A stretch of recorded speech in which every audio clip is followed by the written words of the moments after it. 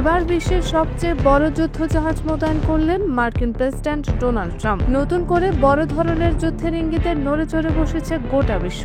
যে যুদ্ধজাহাজ মোতায়েন করা হয়েছে তা একসঙ্গে 90টি যুদ্ধবিমান বহন করতে সক্ষম। এত বড় যুদ্ধজাহাজ পাঠানোর খবরকে অনেক বিশ্লেষক নতুন যুদ্ধের ইঙ্গিত হিসেবে দেখছে।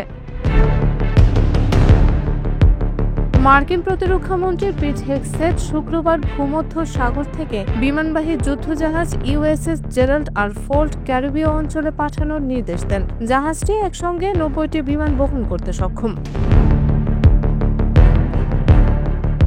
এদিকে বিবিসি জানায়, ক্যারিবীয় অঞ্চলে বিশ্বের সবচেয়ে বড় যুদ্ধজাহাজ পাঠানোর ঘটনায় যুক্তরাষ্ট্র যুদ্ধ বাঁধাচ্ছে বলে অভিযোগ করেছেন ভেনেজুয়েলার প্রেসিডেন্ট নিকোলাস মাদুরো। রাষ্ট্রীয় গণমাধ্যমে মাদুরো বলেন, তারা এক নতুন অনন্ত যুদ্ধ বাঁধাচ্ছে। তারা প্রতিশ্রুতি দিয়েছিল আর কখনো কোনো যুদ্ধে জড়াবে না, অথচ এখন তারাই যুদ্ধ বাঁধাচ্ছে। যুক্তরাষ্ট্র সাম্প্রতিক সময়ে ক্যারিবীয় অঞ্চলে সামরিক উপস্থিতি বাড়াচ্ছে। মাদক পাচারকারীদের লক্ষ্য করে দেশটি সেখানে যুদ্ধজাহাজ, একটি পারমাণবিক সাবমেরিন ও F-35 যুদ্ধবিমান পাঠিয়েছে। এছাড়া অন্তত 10টি নৌকায় বিমান হামলা চালানো হয়েছে। শুক্রবারের এক হামলায় 6 জন নার্কো সন্ত্রাসী নিহত হয়েছে বলে জানিয়েছেন হেগসেট। তিনি জানিয়েছেন, হামলাটি ত্রেন্দো আরাবুয়া নামের একটি অপরাধী সংগঠনের মালিকানাধীন জাহাজের বিরুদ্ধে চালানো হয়েছে। চ্যাথাম হাউস থিঙ্ক ট্যাঙ্কের ল্যাটিন আমেরিকা বিষয়ক সিনিয়র ফেলো ডক্টর ক্রিস্টোফার সাবাতিনি বলেন, ভেনেজুয়েলা সেনাবাহিনী ও মাদুরোর ঘনিষ্ঠদের মধ্যে ভয় সৃষ্টি করার উদ্দেশ্যে সামরিক শক্তি বৃদ্ধি করা হচ্ছে, যাতে তারা মাদুরোর বিরুদ্ধে পদক্ষেপ নিতে উদ্বুদ্ধ হয়।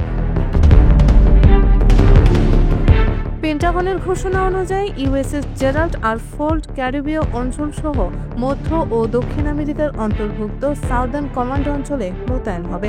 পেন্টাগনের মুখপাত্র শন পার্নেল জানিয়েছেন, অতিরিক্ত সামরিক শক্তি বিদ্যমান সক্ষমতাকে বৃদ্ধি ও সম্প্রসারণ করবে, মাদক পাচার ব্যাহত করা যাবে এবং ট্রানজিশনাল ক্রিমিনাল অর্গানাইজেশন ধ্বংস ও দুর্বল করা সম্ভব হবে। অঞ্চলটিতে মার্কিন যুদ্ধজাহাজ মোতায়েন হলে স্থলভিত্তিক লক্ষ্যবস্তুতে হামলার সুযোগ তৈরি হবে।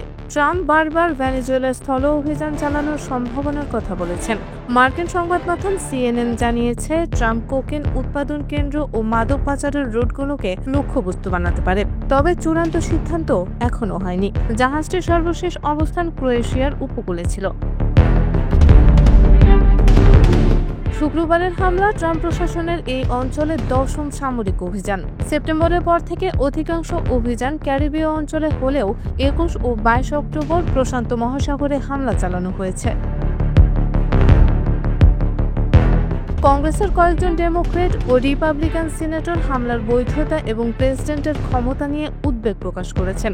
10 সেপ্টেম্বর 25 জন ডেমোক্রেট সিনেটর হোয়াইট হাউসকে চিঠি লিখে অভিযোগ করেছিলেন, জাহাজে থাকা ব্যক্তিরা এবং জাহাজের পণ্য মার্কিন যুক্তরাষ্ট্রের জন্য হুমকি স্বরূপ এমন প্রমাণ ছাড়াই হামলা চালানো হয়েছে।